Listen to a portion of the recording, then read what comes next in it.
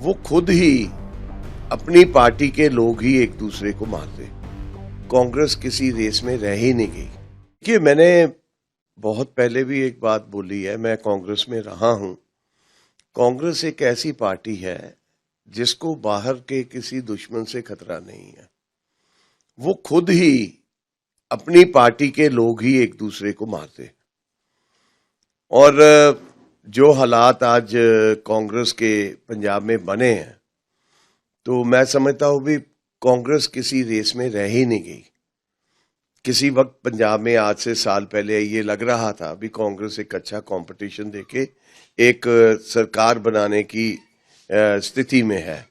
तो आज की डेट में मैं समझ रहा हूं भी जितनी सीटें इनकी पहले थी 18, वही बचा के रख लें तो बहुत बड़ी एक गनीमत होगी।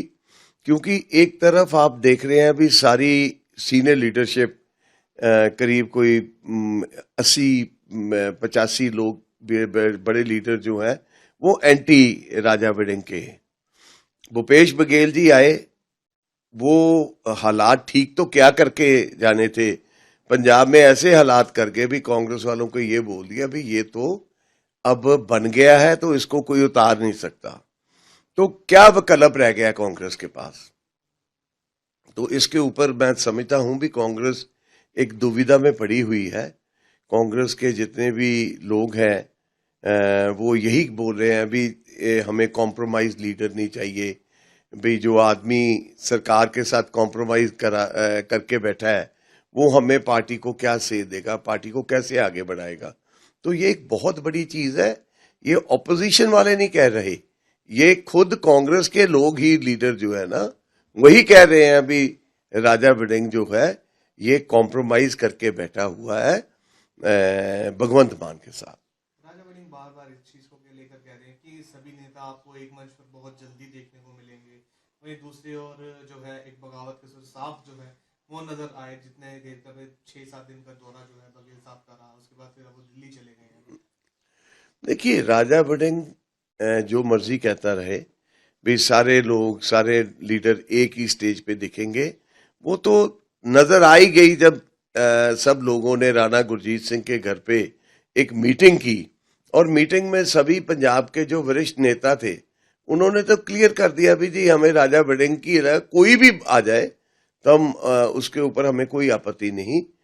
तो मैं देखता हूं क्योंकि हमेशा ये रही है भाई कांग्रेस ने जो फैसला एक बार ले लिया उस फैसले से फिर राहुल गांधी पीछे नहीं हटते, या उनकी खड़गे साहब जो फैसला पार्टी हाईकमांड ने किया है उसके ऊपर पूरा अटल रहेंगे।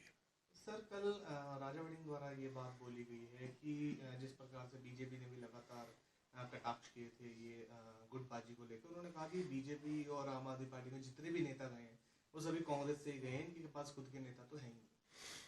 देखिए, ये बात कहनी भी कांग्रेस से गए हैं, यहां से गए, वहां से गए, इसका मतलब आपकी पार्टी में कोई ना नाकामी तो होगी जिसकी वजह से आपको लोग जो बीजेपी को गए उस वक्त गए जब किसान आंदोलन के बाद जब हालात कोई बेहतर नहीं था, फिर भी उनकी दूरंदेशी उनकी सोच ये कह रही थी कि भारतीय जनता पार्टी जो कि नेशनल पार्टी है वो पंजाब का भला कर सकती है। तो लोगों ने चूज किया और आज आपके सामने है। आप देख लीजिए कांग्रेस एक हाशिए पे आके खड़ी हो गई है और कोई भी कांग्रेस की जीत का अब ये नहीं कह रहा भी कांग्रेस 27 में अपनी सरकार बना सकेगी। ये मैं दावे से कहता हूं भी कांग्रेस के दो फाड़ होंगे। कांग्रेस का बहुत बड़ा एक धड़ा या तो खुद की पार्टी बनाएगा, जो इनके आपस के जो इनकी गतिविधियां दिख रही हैं, तो देखिए आगे क्या होता है। पर कांग्रेस का सुपड़ा साफ है। राजा वड़िंग